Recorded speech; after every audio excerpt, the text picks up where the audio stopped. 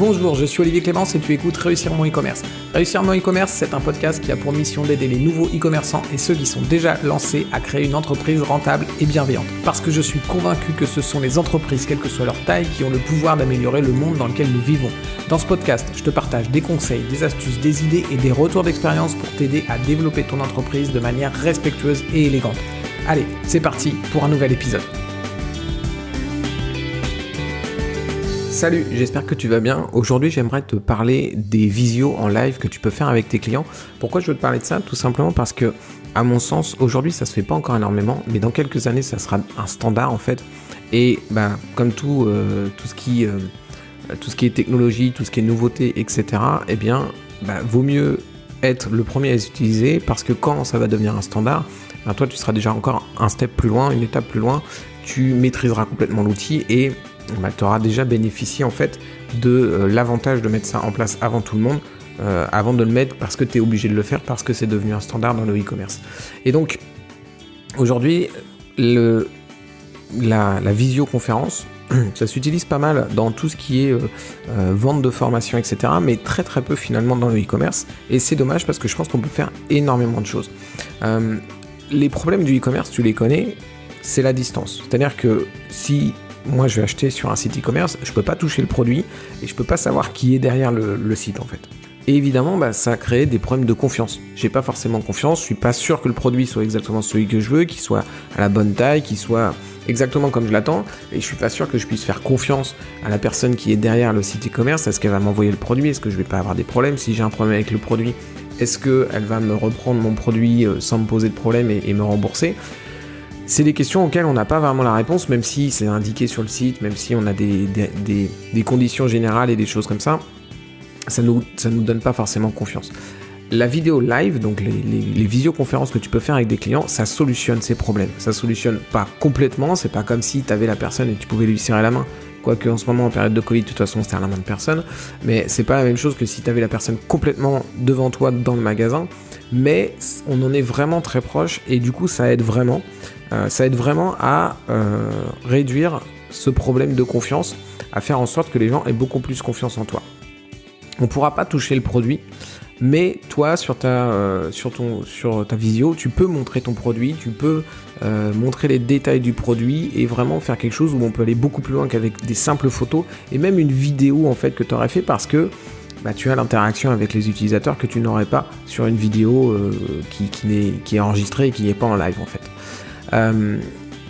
Évidemment, tu vas sur un webinaire, sur une visio live en fait, tu vas voir la personne en direct, tu vas voir ses mimiques, tu vas voir sa façon de parler, tu vas voir les réactions qu'elle a par rapport aux questions qu'un client va lui poser, tu vas voir tout le non-verbal, etc. Tout ça, c'est des choses qui vont créer de la confiance de façon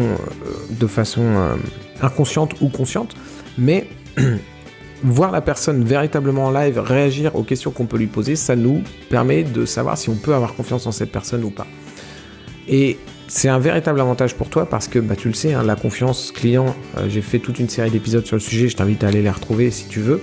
Ça s'appelle la semaine de la confiance, ces épisodes-là. En fait, la confiance client, c'est véritablement l'un des points noirs du e-commerce et tu as besoin de travailler ce sujet en permanence si tu veux améliorer tes ventes. Alors qu'est-ce que tu peux faire quand tu fais des visios ? Tu te demandes peut-être, ok, c'est bien gentil, mais qu'est-ce que je vais faire ? Je vais pas me montrer devant la caméra pour danser en fait.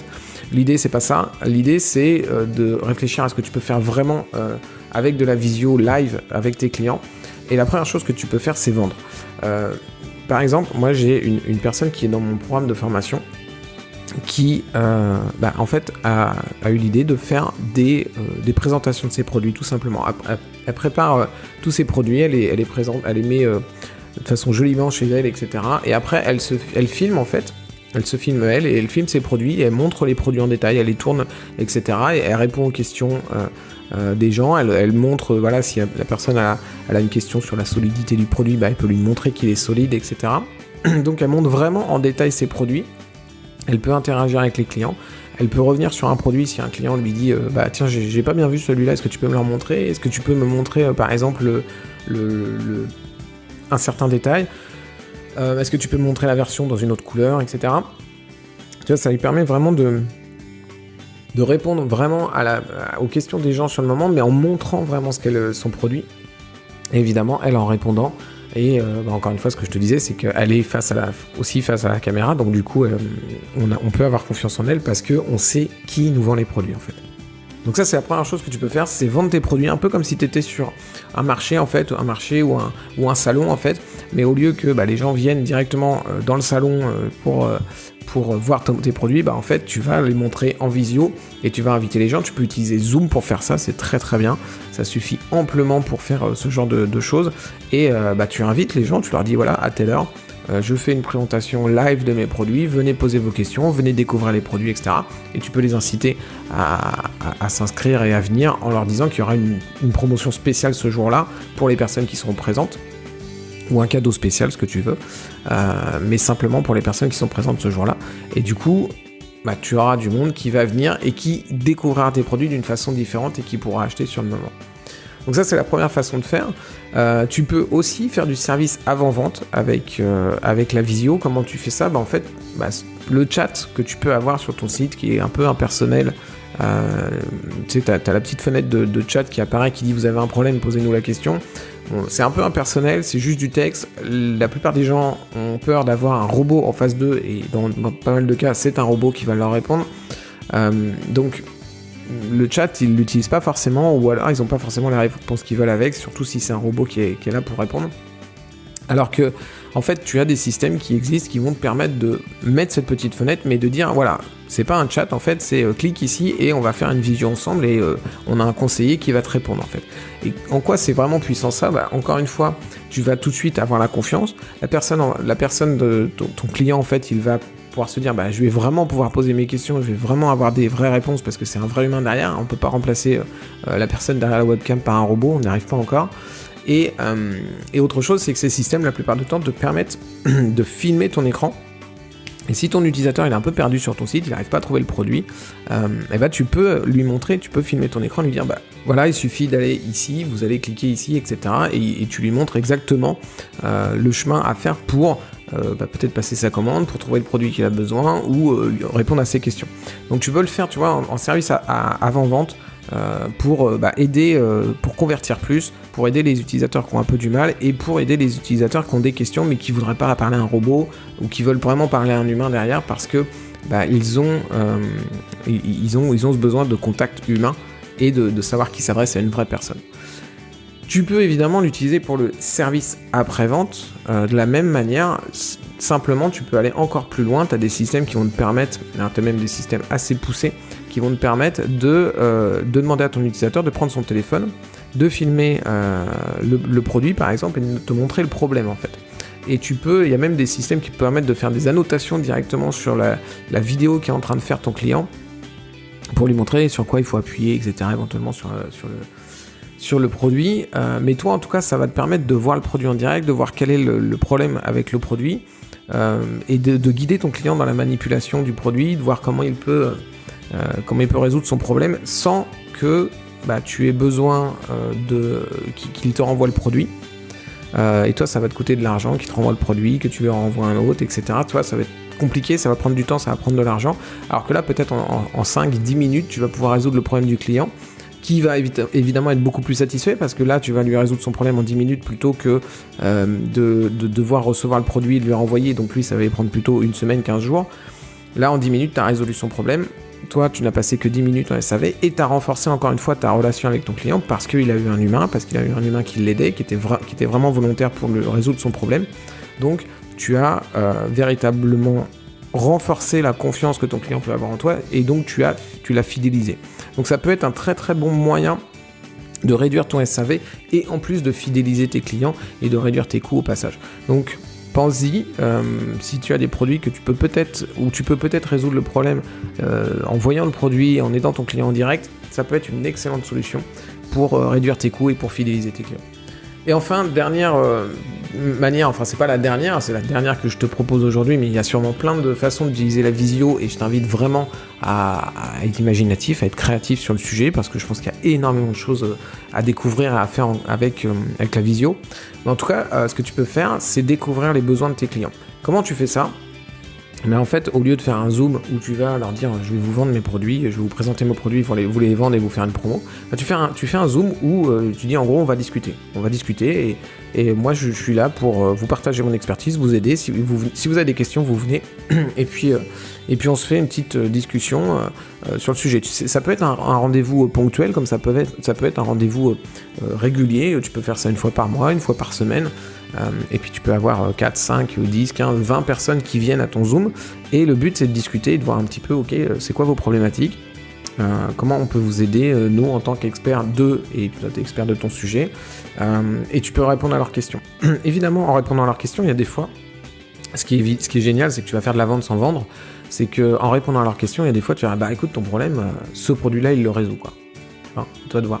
L'idée c'est pas de faire ça à chaque fois, l'idée c'est d'arriver en fait l'idée c'est pas de se dire je vais faire ça pour vendre les produits, l'idée c'est de faire ça pour te dire je vais résoudre les problèmes de mes clients, parce que ton job en tant qu'e-commerçant, c'est pas de vendre des produits, c'est de résoudre les problèmes de tes clients.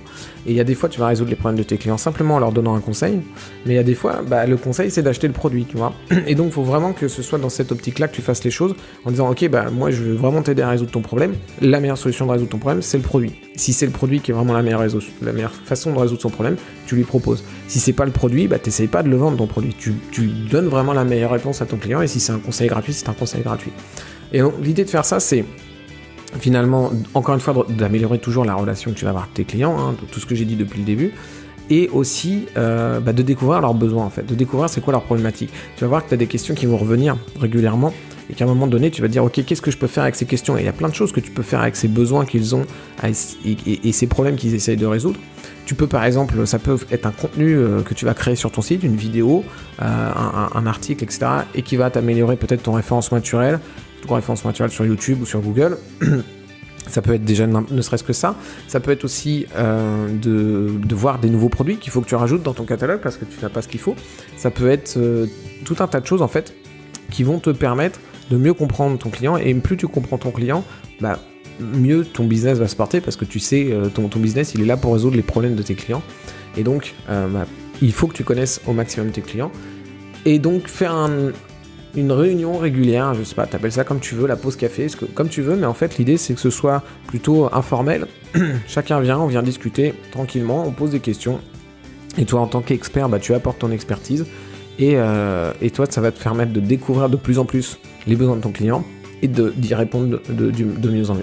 Alors juste un conseil très rapide, si tu décides de faire de la visio, achète-toi quand même un minimum de matériel. Alors franchement c'est pas énorme, tu vas dépenser... Allez, si tu prends vraiment du très bon matos, tu vas dépenser 200-300 € maximum pour avoir un très bon matos, mais il faut que tu aies une caméra qui va te faire une image propre, quelque chose de propre. T'as pas besoin que ce soit absolument magnifique, t'es pas là pour acheter un truc à 3000 € qui va te faire de quoi faire les films, mais voilà, quelque chose de propre, pas juste ta webcam de base qui va te faire une image dégueulasse et on va pas te voir, tu vois. Il faut que tu aies quelque chose de propre. Et puis quelque chose qui va te faire du son correct. Le son c'est super important. Moi tu vois là j'ai un micro, un Yeti. C'est un micro qui est plutôt réputé pour le podcast, et ça fait un son qui est propre. Ça fait sans doute pas le meilleur son du monde, mais voilà, ça fait un son qui est suffisamment propre pour que ce soit pas désagréable d'écouter ce podcast. Si j'avais un son qui est dégueulasse, en fait, t'arriverais pas au bout du podcast, ce serait insupportable. Donc juste t'acheter de quoi faire une caméra, t'acheter juste une webcam qui est suffisante et qui va te faire une bonne vidéo, t'acheter un micro qui va te faire un son correct. Voilà. Je te mettrai le lien d'ailleurs d'un e-commerçant à qui je travaille et qui justement propose ce genre de produit. Ça te permettra d'aller voir un petit peu ce qu'il propose. Il a du très très bon matériel professionnel qui n'est pas excessivement cher, donc je t'inviterai à aller regarder ça. Voilà, si ce podcast t'a plu, je t'invite à laisser une note 5 étoiles si tu es sur Apple Podcast. Sur les autres plateformes, c'est pas évident de laisser une notation, mais sur Apple Podcast, tu peux le faire et ça soutient énormément le podcast. Et si tu es sur une autre plateforme, ce que tu peux faire, c'est tout simplement partager l'épisode. Souvent, tu as un bouton de partage où tu copies le lien de l'épisode. Et puis tu vas le partager sur les réseaux sociaux, sur ton email, t'envoies un email à quelqu'un à qui tu penses ça pourrait être utile, sur un groupe Facebook, ce que tu veux. Ça soutient le podcast, ça permet de le faire connaître, et puis moi c'est une récompense pour moi de voir le nombre d'écoutes qui augmente. Ça m'aide beaucoup à me motiver pour te faire un podcast tous les jours, et je te dis à très vite pour un prochain épisode. Ciao.